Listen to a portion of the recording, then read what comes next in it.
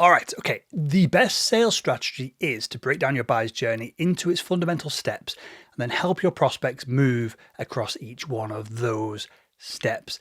And that is it. And I recently explained this to a student inside Salesman.com Academy who owns a business who sells physical goods into the Fortune 100. And it blew her mind. So before the consulting call, when I ran through these fundamental steps of a buyer's journey, she was using a bunch of sales software tools, trying to implement fancy sales methodologies that she'd read online, and she was constantly reinventing her sales process over and over and over again. It was, well, basically, it was a complete mess, and she was burnt out, and, well, most importantly of all, she wasn't closing any deals. Then, after our consulting call, she got rid of everything and started from scratch. And within a week, she'd built out her fundamental sales steps.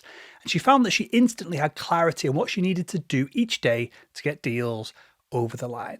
The big realization here and the big aha moment was she found that now when she put energy into her selling system, she got equal reward and deals and cash out of the other end of it. So if you're feeling overwhelmed, you've got 6 sales cadences that just don't book meetings and that have never been effective since you started implementing them in the first place, and you've watched lots and lots of sales videos, but nothing has changed for you, then you need to take a step back and you need to build a sales process that helps your buyers move through the buyer's journey. And step 1 is to find a person who has a problem that you can solve. So getting practical here, is it feasible to find a couple of people today who have an issue that your product or service solves? Yes, of course it is. Which then leads us on to step 2. Can you help that person see that your product is going to solve the problem? Now, let's get some context here, because surely, undoubtedly, outside of sales, have you ever helped someone change their mind about something, anything? Yes, of course you have. That means that you've got the skill set to help your prospect agree with your perspective that your product can solve their problem. It is the skill of influence. Then step 3, we need to help these prospects calculate whether the cost of their problem is more than the cost of our solution. So again, getting practical here.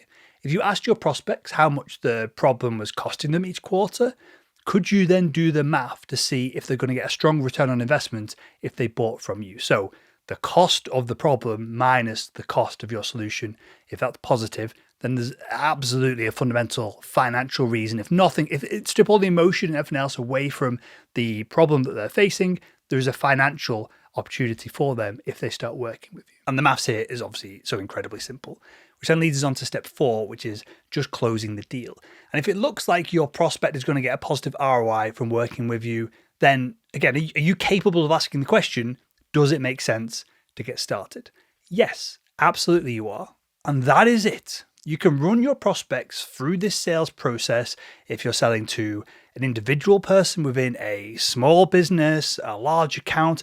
You can run this same process across multiple people and then bring everyone together at the end of the sales process to ask the does it make sense to get started question in a complex multi-stakeholder B2B environment as well. And what you'll find when you start to think about sales from this perspective is that when you remove the AI generated emails, the weird manipulative selling tactics, and all the perhaps emotional baggage that you have in your own head about sales being gross and slimy, selling really does become dead simple. All we're doing is finding someone with a problem. We're helping them see that we can solve that problem. We're calculating the ROI on solving that problem. And then just asking, hey, does it make sense to get started? That is it. And thinking about sales this way instantly eliminates the most common issues that both salespeople and business owners who are doing sales have. So if you're struggling to book meetings, it's because you're either speaking to the wrong people or you don't know who your buyers are and the pains that they have. If you're spending lots of time nurturing prospects, it's because you're bad at influencing them to see your point of view. And so you have to nurture them over long periods as opposed to just doing it in one conversation.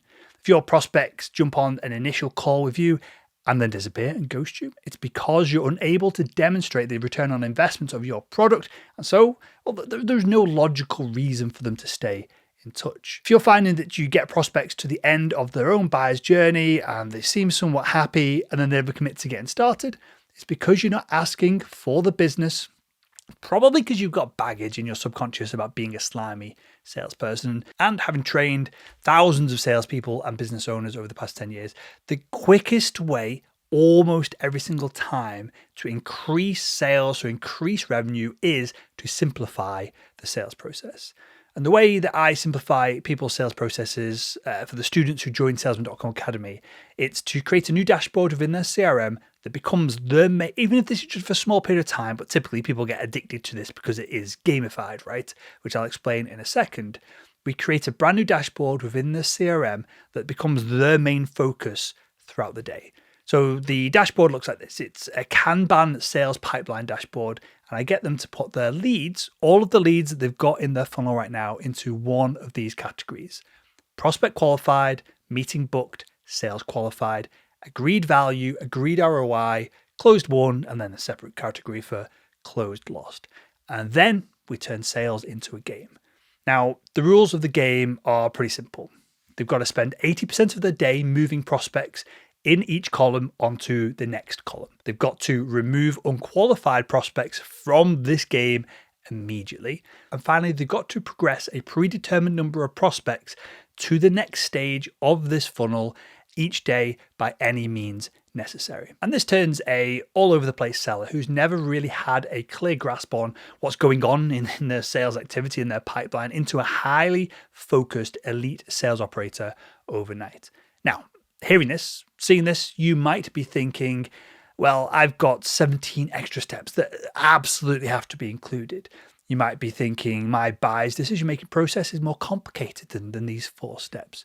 You might be thinking, Will, I'm special and I've got my own way of doing things. Well, I'm sorry to tell you, in my experience, again, having trained thousands of salespeople and business owners at this point, you're not all that special. And the main problem with having a complex sales pipeline is that people get paralyzed when they physically look at it on the screen. Heck, most people don't even have a dashboard to visually observe the pipeline, the leads, their opportunities in the first instance. Most sellers are never really sure who should be where, what are the next steps, and how to implement those next steps, and how to basically do anything other than the last conversation that they had 5 minutes ago, what the next steps are from there. Complex sales pipelines become overwhelming, emotionally frustrating.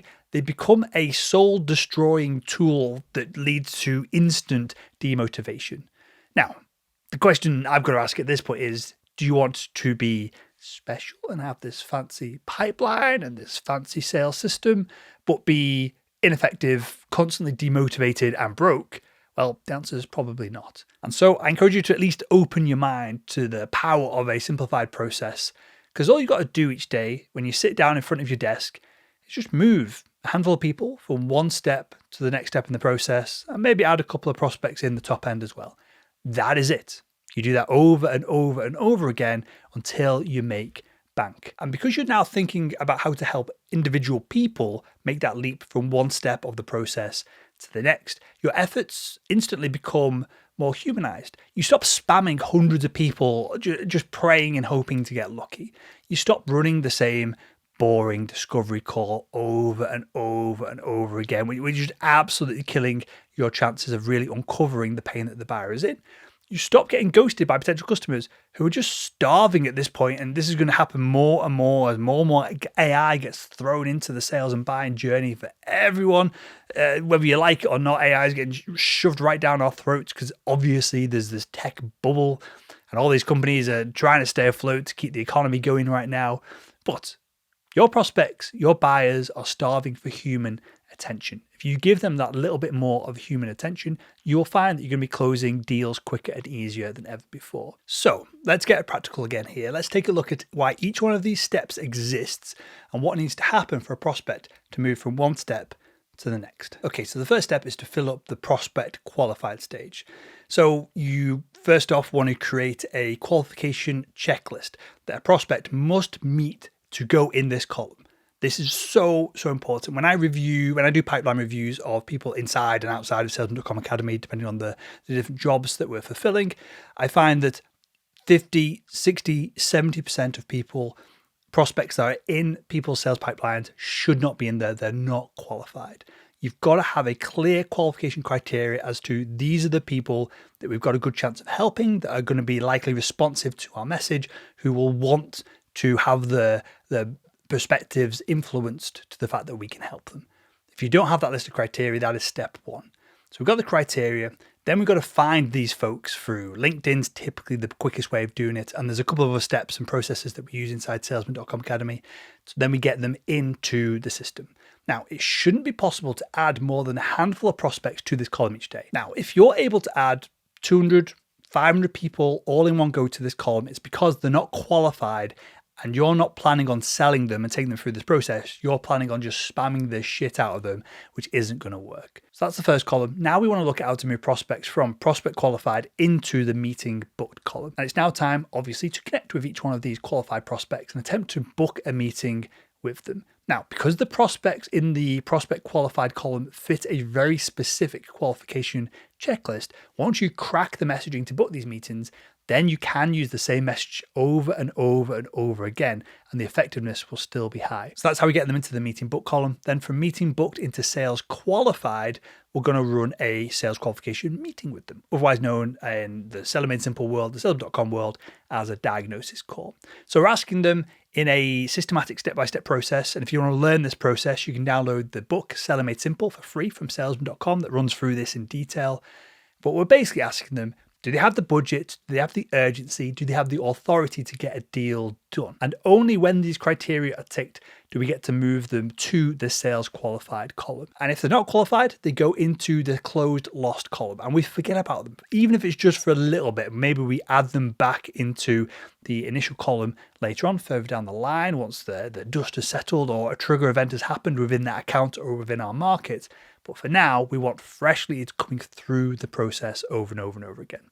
Okay, so the next movement we need to make is from sales qualified to agreed value. So if during your meeting with the prospect, your diagnosis call, the prospect agrees at a high level, you don't have to get into the nuances of this, but they must agree at least a high level that your product can solve the painful problem that they're currently facing, then you move them into the agreed value column. If the prospect does not agree at a high level that you can help them solve their problem, then they stay in sales qualified and you create an action plan of how you plan to move them into the agreed value column. This action plan must include a time frame to complete this action plan and then a bulleted step-by-step plan on how you're going to influence their perspective to help them see that yes, we can actually help them, which leads on to the next bit of movement between agreed value and agreed ROI. So once the value has been agreed, either on that first call or the action plan has been carried out, we must then get a verbal agreement that the prospect believes that there's a strong, or at least the opportunity for a strong return on investment with working from us. Often this comes down to building a business case, especially in a complex B2B environment, even more so if there's multiple stakeholders.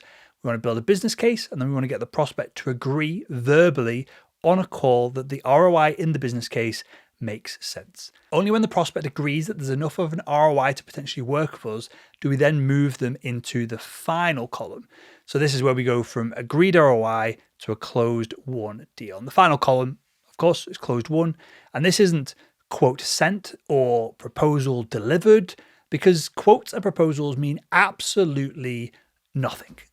I can't say that unequivocally or strongly enough. This is deals done. And this is important because quotes, proposals, RFPs, all this stuff, all this admin is probably taking up too much of your time already. We don't want to be doing quotes for people that are unqualified, that haven't agreed at a high value that we can we can solve their problem, that then haven't agreed at least a high level that the ROI from a product or service is way more valuable than the cost of the product or service. We then only do quotes, any paperwork, any admin for those individuals that are pretty certainly in a good place to do business with us. And remember here, the goal is invoices paid, not how many e-signature documents can we collect in our inboxes that have been left unsigned. And so with all that, our daily routine then becomes add, and we commit to a number here, add 1, 5, 10 qualified prospects to the pipeline. Then next step, complete. Again, we define a number here, 1, 5, 10 number of action plans that have already been allocated to everyone in the pipeline. So we're moving these people along, or at least completing the action plan that will hopefully move these people along. And then when an action plan is complete and the buyer moves to the next step of the pipeline, we create the next action plan. And the final rule of this game is that we avoid doing any task, meeting, phone call, admin, paperwork, discussion, whatever it is, anything that isn't those three things. When you really focus down into those three specific activities, adding people to the pipeline, moving people along the pipeline, completing these action steps, you do this over and over and over. I promise if you commit to the system for just a couple of months, your sales performance is going to be unrecognizable. And if you do this for the next 12 months, you're going to have closed more deals than you even forecasted were possible when you first got started at the beginning of the year. And if you want to continue making selling simple, why not click the video that's on the screen right now.